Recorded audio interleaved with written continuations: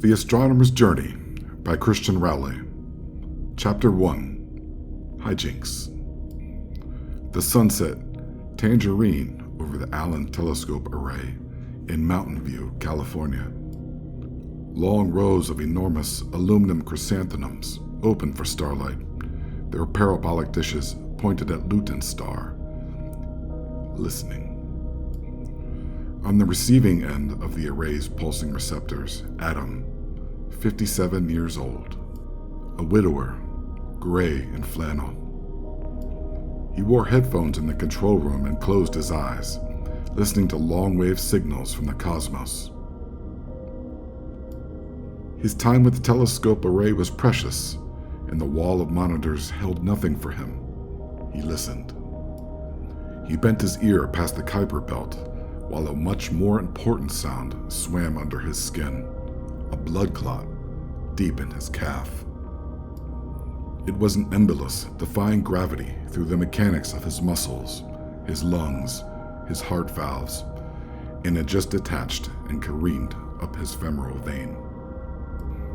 He felt the cramp. It bothered him all night. He pushed it aside and kept listening to the signal he just dialed in from 12.36 light years away. The clot flowed up his iliac vein and through his groin, and he stirred uncomfortably and dismissed it as one of those times his balls rolled over and hurt. It happened. He pressed on. The signal crystallized, and he ran a star squelch algorithm to cancel background noise. He turned down the gain and ran the beam-forming calibration. He typed in the date, time, and frequency. April 28th, 2027. Our embolus on-ramped from his iliac vein to a much wider vena cava, the IVC highway that carries deoxygenated blood from the lower parts of his body back to the right atrium of his heart. From there, it swam into his pulmonary arteries, and had it been large enough, it would have stopped there, in his lung. But this little embolus was tiny, and it passed right through his heart, and out the left ventricle, and into the arterial circulation. And right after he pressed enter, the clot slammed into the soft tissue of his brain, like a meteor landing in a bowl of cherry jello. The acoustic and mechanical engineers for the Allen Radio Telescope Array mounted the dishes to turn silently so their movement didn't interfere with alien signals. Insulation, shielded cables, and low-noise amplifiers rendered their electronic motors soundless as 42 antennae responded to Adam's last command. Synchronized, they turned like tin soldiers to their new coordinates, on mute. On the security cameras, Adam vomited on mute too. He curled out of his chair and crumpled onto the carpet. He lay there, convulsing and unconscious. Nobody noticed. On the inside, Adam fell away from his eye sockets. He watched the light fill them, two almond orbs, as he fell into a darkness that wrapped around him like a liquid cloak. He cried out and gripped the carpet as a black hole opened across the room. It tore a gash through the cinder block, and he could remember its jet turbine sound from a dream. It pulled him in. He clawed at the carpet and looked up and saw himself there on the floor, drifting away. He struggled desperately, army crawling back to his mortal coil, but the vacuum was too strong. A hurricane filled the room. Research papers, vanilla folders, mini blinds, office furniture flew and spun wildly into the maw. The wind screamed with him. He swept past Yari's chair and grabbed it, but it had wheels and it spun with him and he tumbled. He watched in shock as he slid past the event horizon. He flew into the black with the control room debris, an implosion of office supplies and building particulate. Flying backward, as if yanked by a ripcord, he saw the light end of the tunnel and thought about his daughter, Sarah. He watched everything in the real world zoom away, his body, the control room, California. He felt strapped to a rocket, now blasting past the Loa Observatory in Flagstaff. The speed nearly blinded him. A thunderbolt, he cracked across the painted desert. His stomach gripped down to a peach pit, and he flashed backward through the mountain ranges, a blur of pink and purple sediment. And in the blink of a watering eye, he hurtled by Roswell, where he met his wife and saw her leave this world. A green-brown patchwork flashed under him, the plains, flat as a plate to the horizon. As a young man, on I-80 in his college jalopy of a car, he couldn't believe how much of this country the plains covered. Most of it. Fields on a planetary scale. The light waned to late afternoon and time elapse, ripening to an amber glow over the wheat with long shadows. After Dayton zipped by, a gray-brown blur, the Earth's watercolor blended to solid Pennsylvania greens and poured him over Morgantown's cornfields. He descended over the Delaware River and landed in a memory of a soybean field. He was 10, just down the hill from his childhood home. It was late afternoon in the fall, and the air had that cold rawness that fills your lungs with the smell of soil and sky and earthworms. A grid of soybean sprouts, bright green in the dark, tilled earth, stretched to a vanishing point in every direction. He knelt there with his friend Dean, a lanky fellow with an enormous smile and 1970s eyeglasses. They bent to their work, attaching the igniter wires to an SD's hijinks model rocket. Its red plastic cone flicked as Adam worked, as if we were writing with a huge cartoon pen.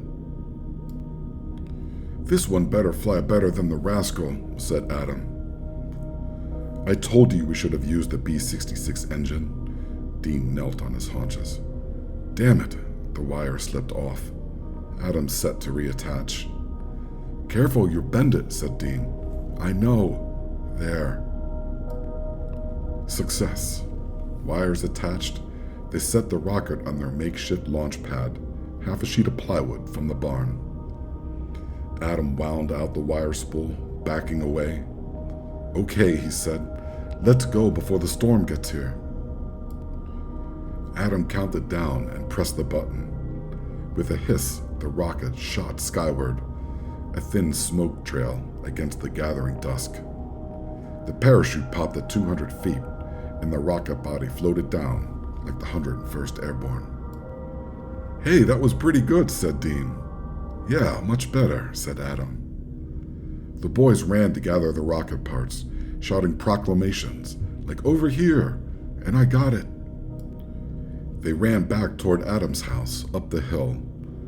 About halfway up, Dean needed a break from lugging the plywood. He flopped it down, sighing, and they sat on the plywood and looked over the landscape beneath them, panting steam. From this vantage point, they could see, far, the lights of Rosemont on the hill, the new cul-de-sac homes in Henley's Field, the road to Flemington roped across the horizon like it poured from Dorothy's driveway in Kansas. The boys sat there in the gathering wind. A storm darkened the sky. The lightning flashes strove against black thunderhead clouds, enormous anvils dragging in the shroud of night from the Atlantic. "It's going to be okay, you know." Dean nodded at the sky and smiled. His voice was different. Older. "What is?" "You know. What's happening up there?" "Where?" As he asked this question, Adam remembered that Dean died in his early 20s. He was drunk and crashed into a milk truck. Oddly enough, he worked for that dairy farm. For the rest of his life, Adam thought about Dean's long face every time that he bought milk. "What's happening to me?" "You had a stroke." Dean looked at the sky and closed his eyes as if tasting it. "Right now, you're in an ambulance headed for Mayor's Memorial Hospital. You're in a coma. They're talking to Sarah right now. A lightning flash in the east lit his face in a biblical way, the creases deep, as if drawn by a nickel.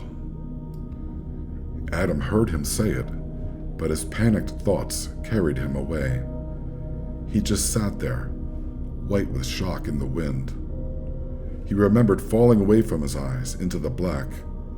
He thought of his daughter and how he needed to get back to her.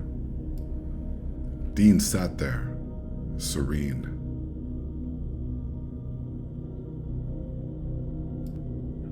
"You're dead," said Adam. "You don't say." Dean smiled and nodded toward the storm. "It's going to be okay, you know." Adam pulled his wary eyes off Dean and looked over the field. A band of rain swept down from Rosemont. After some time, an old police car pulled up to the horizon's edge and parked there. Adam leaned forward and sharpened his eyes. For some dream reason he could not explain, dread filled his chest like hot copper when he saw that car. He watched an old cop climb out of the car, an arduous effort. The distance made his silhouette on the edge of the world seem monstrous somehow. The cop opened the door, and a dog scampered out, dark and hairy on the horizon's edge, its gait canine and angled. Adam couldn't see its eyes from this distance, but he could feel its head tilted down, its retinas locked on him. Then it dropped in, cutting down the hill rapidly.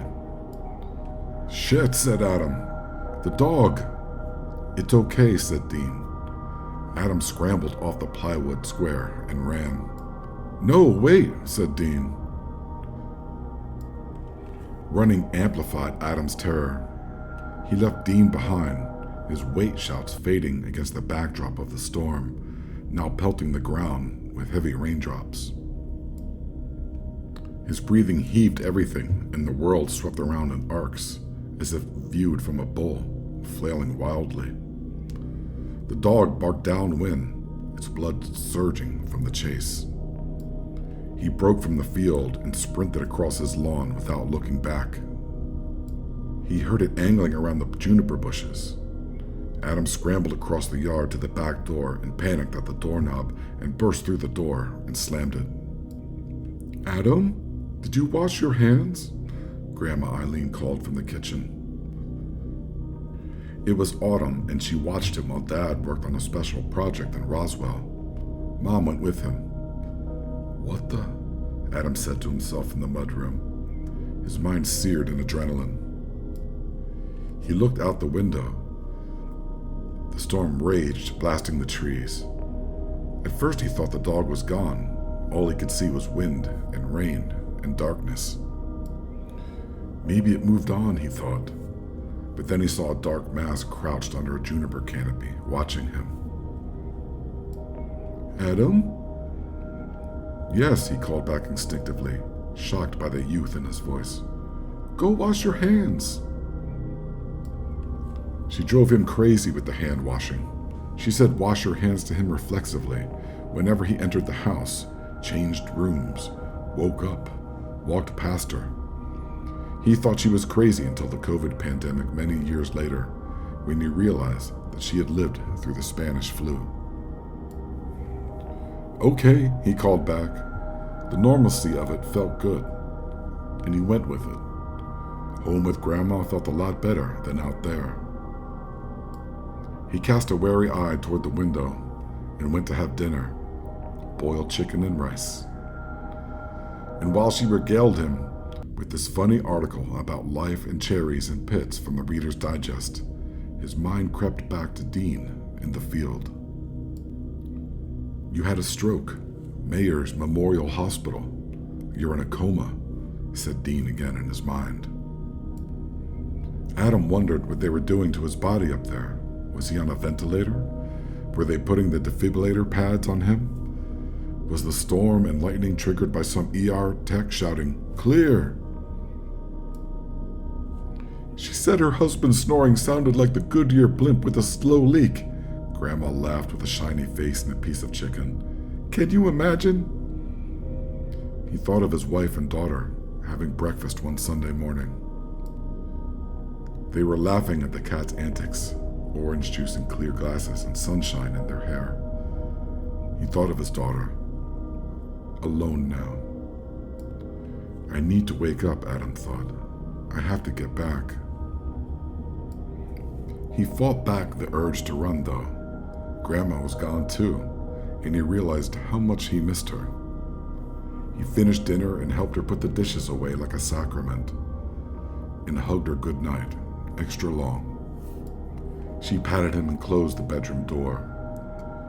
Moments later, he heard her favorite television show, blasting from the living room.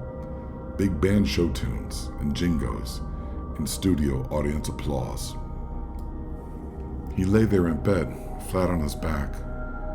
He stared at the ceiling, painted blue because he was a boy. A light tapping on the window startled him. He peered out. Dean, wrapped in storm wind in the darkness. He gestured for Adam to open the window. You see the dog? Yeah, said Dean. The cop, too. Let me in. Adam pushed the window up and Dean climbed inside, dripping wet, and Adam slid the window back down. Luckily, Grandma had the volume high, so she couldn't hear the momentary howling wind. Dean laughed in the dark, smelling of earth and ozone. Wow, it's crazy out there. It's awesome. Quiet, whispered Adam angrily.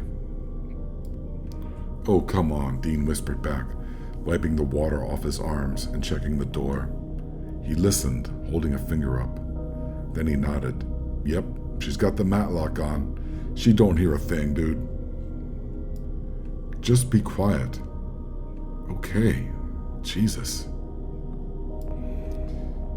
Dean swung Adam's chair around like a tap dancer and sat on it backward. I didn't mean to freak you out back there. Never mind that, said Adam. How did you know about my stroke and what's going on with me? How do you know I'm in a coma? Because none of this is real, Dean gestured at everything. Because it's all a dream, here and there. Because you're in neither. Because you're in between. And you figured I might help, even though we're the same. And this is all your idea.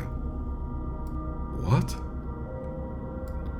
Look, I can explain later, said Dean. Right now, I need to tell you something. That's my whole point. What? That storm wraps it up, understand? If you stay here long enough with dear old Grandma, it'll be here, right at your doorstep. The singularity will be here soon.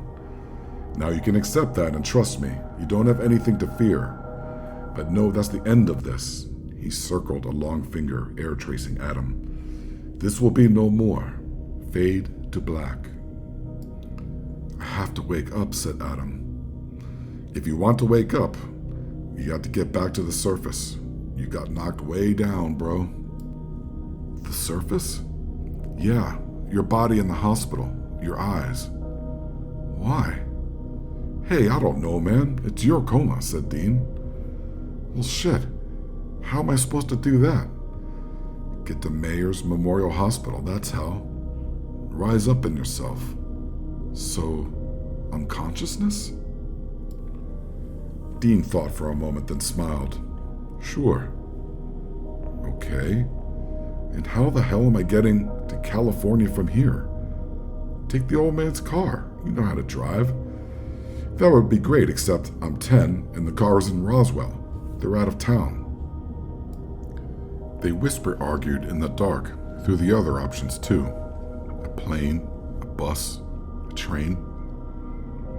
Look, if we just travel west a little, maybe we can take my Camaro, said Dean. What? Never mind, it's just a theory. Probably best you just see. Adam looked at him in the dark, thinking. Are you saying we'll age as we travel west? Well, you're 10 here, right? And I'm 57 there. Dean held up his hand, smiling. How are we getting west? We can't outrun that dog. We can on our bikes, said Dean. He rode there earlier. Adam laughed like people do during emergencies. BMX bicycles? That's all you got? Or you could just stay here. But we have to go now if you want to wake up. Like really now. A tree fell outside, ripping the dark. We going or what? Asked Dean. Adam leapt from the bed and began dressing. Camping gear, he said, his mind racing. In the garage. Right, said Dean, rushing away. Adam yanked on jeans and a hoodie and crept past Grandma.